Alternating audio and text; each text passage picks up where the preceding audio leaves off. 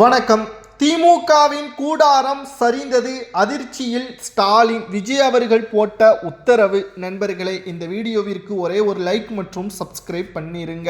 2026 சட்டசபை தேர்தலில் இரண்டாவது முறை வெற்றியடைந்து விடலாம் என்ற பெரும் நம்பிக்கை வைத்திருந்த ஸ்டாலின் அவர்களுக்கு பேரதிர்ச்சியாக திமுக படுதோல்வியடைந்து எதிர்க்கட்சியாகவும் வந்துவிட்டது. ஆனால் எதிர்க்கட்சி தலைவராக ஸ்டாலின் அவர்கள் வர முடியாத அளவிற்கு கொளத்தூர் தொகுதியில் மக்கள் திமுகவின் தலைவரை தோற்கடித்து விட்டார்கள். தற்பொழுது ஆலோசனை கூட்டம், தேர்தல் தோல்வி கிட்டத்தட்ட 18 நாட்கள் ஆன பிறகும் கூட அதை ஏற்றுக்கொள்ள முடியாமல் திமுகவின் தலைவர் ஸ்டாலின் அவர்கள் சரியான மருந்துகளை உட்கொள்ளாமல் தற்பொழுது தினம்தோறும் விஜய் அவர்களது ஆட்சி எப்பொழுது கலையும் என்று எதிர்பார்த்து காத்து கொண்டிருக்கின்றார். மாவட்ட செயலாளர்கள் கூட்டமாக இருந்தாலும் சரி, கல்யாண மேடையாக இருந்தாலும் சரி, இதை மட்டும்தான் அவர் பேசிக் கொண்டிருக்கின்றார். ஏனென்றால் விஜய் அவர்களது ஆட்சியே நல்ல ஆட்சியே ஸ்டாலின் அவர்களால் ஏற்றுக்கொள்ள முடியவில்லை என்று பலரும் கருத்துக்களையும் பதிவு செய்து வருகிறார்கள். அது மட்டுமல்ல, மாவட்ட செயலாளர்களது கூட்டத்தின் பொழுது நான் தான் இதற்கு முழுமையான காரணம் தோல்விற்கு என்பதையும் ஏற்றுக்கொண்டார் ஸ்டாலின் அவர்கள்.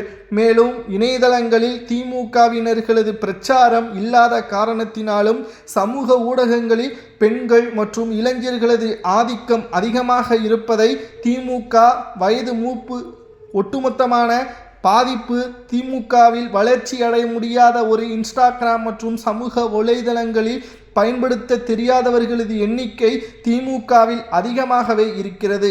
இதனால் ஒவ்வொரு தெருக்களிலும் சென்று பிரச்சாரம் செய்வதை விட சமூக ஊடகங்களில் பிரச்சாரம் செய்கின்ற எண்ணிக்கை திமுகவில் குறைவாகத்தான் இருக்கிறது என்பதையும் ஸ்டாலின் அவர்கள் உணர்ந்துவிட்டார்.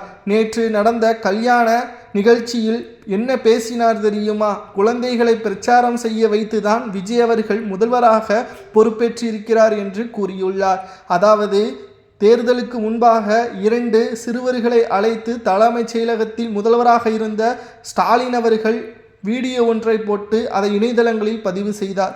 அப்பொழுது யார் இணையதளங்களில் குழந்தைகளை வைத்து பிரச்சாரம் செய்தார் என்பதை நாம் கேட்கக்கூடிய நிலைமையிலும் இருக்கிறோம். ஸ்டாலின் அவர்கள் தோல்வியடைந்ததை ஏற்றுக்கொண்டுதான் ஆக வேண்டும். திமுகவில் பல முக்கியமான தலைவர்களை பதவியிலிருந்து விலகி அவர்களை அரசியல் ஆலோசகர்களாக வைத்து கொள்ள வேண்டும். முக்கியமான இளைஞர்களுக்கு வாய்ப்புகளை கொடுக்க வேண்டும். இனியும் திமுக குடும்ப அரசியல் பின்னணியில் செயல்பட்டால் நிச்சயம் திமுகவின் கூடாரம் சரிந்துவிடும்.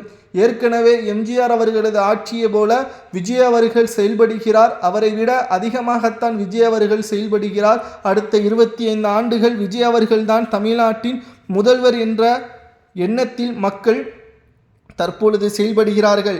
ஸ்டாலின் அவர்களுக்கு தற்பொழுது 74 வயதாகிறது. இன்னும் 5 ஆண்டுகளில் 2031 நிச்சயமாக ஸ்டாலின் அவர்கள் முதல்வராக பொறுப்பேற்பாரா? அப்பொழுது அவருக்கு 81 வயதாகும். உடல்நிலை இருக்கிறது. நிச்சயமாக அனைவருக்கும் வயதாகும். ஆனால் ஸ்டாலின் அவர்கள் செய்த மிக முக்கியமான தவறு குடும்ப அரசியலை முன்னிறுத்தி பிரச்சாரம் செய்ததுதான். மேலும் அதிகமான நம்பிக்கை, 5000 ரூபாய் கொடுத்து விட்டோம், மக்கள் நம்மளை நம்பி விடுவார்கள், மக்களை நாம் விலைக்கு வாங்கியது போல் 5000 ரூபாயை கொடுத்துவிட்டு ஏளனமாகவும் பேசினார்கள் திமுகவின் மாஜி அமைச்சர்கள். ஆனால் மக்கள் திமுகவினர்கள் கொடுத்த துட்டுக்களை வாங்கி கொண்டு அவர்கள் யாருக்கு வாக்குகளை செலுத்த வேண்டுமோ அவர்களுக்கு நேராக வாக்குகளையும் செலுத்திவிட்டார்கள். மேலும் திமுக தோல்வி அடைந்ததற்கு மிக முக்கியமான காரணமாக இருந்தது திமுகவின் மாஜி அமைச்சர்களும் சபரீசனும் தான். தனது மருமகனை அரசியலுக்குள் வரக்கூடாது என்று ஏற்கனவே கருணாநிதி அவர்கள் பலமுறை ஸ்டாலினிடம் தெரிவித்தார். ஆனால் மகள் மீது இருந்த பாசத்தால் அவரது கண்கள் அது மறந்துவிட்டது. மேலும் சபரீசன் அவர்களை கொஞ்சம் கொஞ்சமாக அரசியலில் வரவழைத்து பொது நிகழ்ச்சிகளில் கலந்து வைத்து திமுகவின் நிர்வாகிகள் தலைமையின் பேச்சை கேட்பதா, சபரீசன் பேச்சை கேட்பதா என்று குழப்பமடைந்து ஒவ்வொரு முடிவுகளையும் சபரீசன் அவர்கள் எடுத்ததன் காரணமாகத்தான் தற்பொழுது திமுக தோல்வியடைந்தது. மேலும் 2021 ஒரு செங்கலை வைத்துதான் உதயநிதி ஆட்சியை விடித்தார் என்று அப்பொழுது வரவேற்றார்கள். ஏன் இப்பொழுது செங்கல் இல்லையா அல்லது உதயநிதியிடம் சரக்கு இல்லையா என்ற கேள்விகளையும் மக்கள் கேட்க ஆரம்பித்து விட்டார்களே. ஏனென்றால் சொன்ன வாக்குறுதியை நிறைவேற்றவில்லை. அவர்கள் விருப்பத்திற்கேற்ப 500 வாக்குறுதிகளை கொடுத்தார்கள். 544 வாக்குறுதிகள்.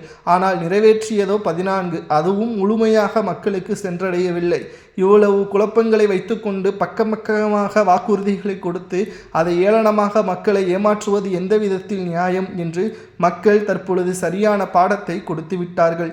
இனியும் திமுக சரியான பாதையில் செல்லவில்லை என்றால் திமுகவின் கூடாரம் சரிந்துவிடும். விஜய் அவர்களது அடுத்த கட்ட நகர்வு என்ன தெரியுமா?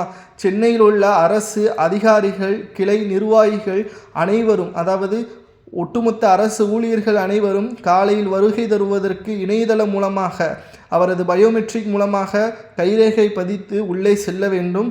மாலையில் அவர்கள் வீட்டிற்கு செல்லும் பொழுதும் பயோமெட்ரிக் மூலமாகத்தான் அவர்களது வேலை நிறைவடையும். இதற்கிடையில் அவர்கள் வேலையில் இல்லை என்றால் நேரடியான சம்பளம் கட். அது தொடர்ச்சியாக அவர்களது வேலைகள் நிறுத்தப்பட்டால் அவர்கள் வேலையில் விட்டும் நீக்கப்படக்கூடிய வகையில் செயல்பாடுகளும் அமைந்துள்ளது. புதிய வகையான திட்டங்கள் ஒவ்வொன்றையும் விஜய் அவர்கள் ஆக்கப்பூர்வமாக செயல்படுத்தி வருகிறார். நிச்சயம் திமுக இனி தலைமை அதிகாரத்திற்கு வருவது மிகப்பெரிய ஒரு கடினம் என்றும், திமுக தற்பொழுது மிகப்பெரிய ஒரு இக்கட்டான சூழலில் மாட்டிக்கொண்டு விட்டது என்ற தகவலும் தற்பொழுது கிடைக்கப்பெற்றுள்ளது.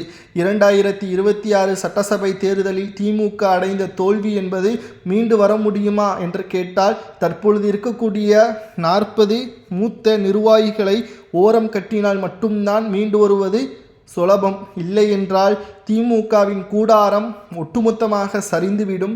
மாஜி அமைச்சர்கள் பெயரில் இருக்கக்கூடிய வழக்குகள் அனைத்தையும் விஜய் அவர்கள் விசாரணை செய்ய அனுமதிப்பார்.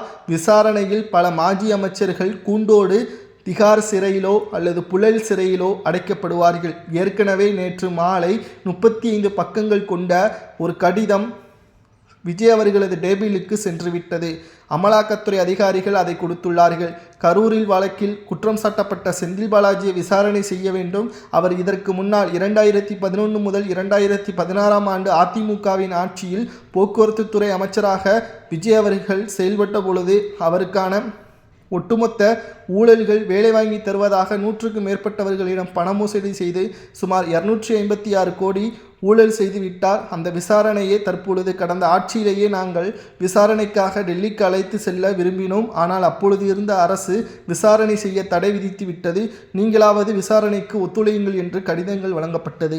ஆனால் விஜய் அவர்கள் உண்மைக்கு எதிராக நான் ஒருபோதும் இருக்க மாட்டேன், தாராளமாக உங்களது விசாரணையை நடத்தலாம் என்று செந்தில் பாலாஜியை டெல்லிக்கு அழைத்து செல்ல தற்பொழுது முடிவெடுத்திருக்கிறார்கள்.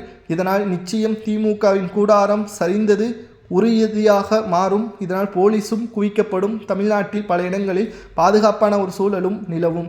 நிச்சயம் ஸ்டாலின் அவர்கள் மீண்டு வர முடியாத அளவிற்கான ஒரு சிக்கலை தோல்வி ஏற்படுத்திவிட்டது. விஜய் அவர்களது ஆட்சி 25 ஆண்டுகள் அமையும் என்பது மக்களது கருத்துக்களா என்பதை கமெண்ட் வாயிலாக நீங்களும் கூறுங்கள்.